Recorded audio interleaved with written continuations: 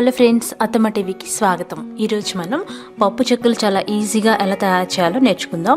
ఇవి క్రంచీగా, క్రిస్పీగా, అలాగే మసాలా ఫ్లేవర్తో ఉండే ఈ పప్పు చెక్కలు ఈజీగా తయారు చేసుకుని 2 నెలల వరకు తినేయచ్చు. మరి దీనికోసం 6 పచ్చిమిరపకాయలు, 1 టీ స్పూన్ జీలకర్ర, గుప్పెడు కొత్తిమీర కడిగి వేసుకోవాలి. 4-5 కరివేపాకు రెబ్బలు వేసుకొని కచ్చపచ్చగా గ్రైండ్ చేసుకోవాలి. ఇప్పుడు దీనికోసం ఒక 50 గ్రాముల డాల్డాని వేడి చేసుకోవాలి. డాల్డా బదులుగా నూనె కూడా వాడచ్చు.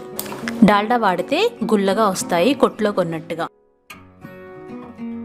ఇప్పుడు మనం 1/2 కేజీ పచ్చి బియ్యం పిండి తీసుకొని అందులో 1 టేబుల్ స్పూన్ అల్లం వెల్లిపాయ పేస్ట్, అలాగే మనం గ్రైండ్ చేసి పెట్టుకున్న పచ్చిమిర్చి పేస్ట్ వేయాలి. అందులో మనం ఆల్రెడీ కాచుకున్న ఈ డాల్డా వేయాలి. చూసారా డాల్డా ఎంత వేడిగా కాచానో. ఇప్పుడు కొద్దిగా కలర్ కోసం 1/2 టీ స్పూన్ పసుపు, తగినంత ఉప్పు వేసుకోవాలి. 1 టేబుల్ స్పూన్ వాము వేయాలి. ఆ తర్వాత 2 గంటల పాటు నానబెట్టుకున్న 3 టేబుల్ స్పూన్ల సగ్గుబియ్యం వేయాలి, చిన్నవి కానీ పెద్దవి కానీ. అలాగే 4 టేబుల్ స్పూన్ల పచ్చిశనగపప్పు 2 గంటల పాటు నానబెట్టుకున్నవి వేయాలి.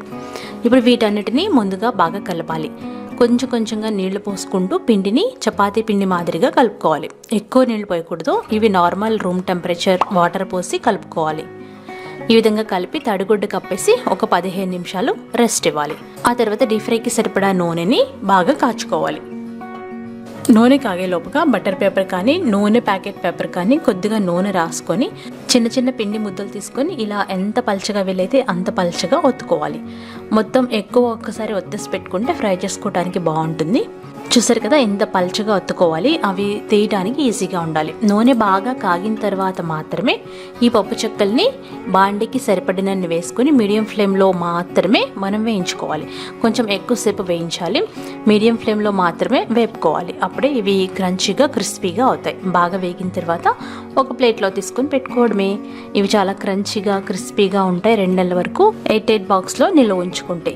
ఈ రెసిపీ మీకు నచ్చినట్లయితే లైక్ చేయండి, షేర్ చేయండి, కామెంట్ చేయండి.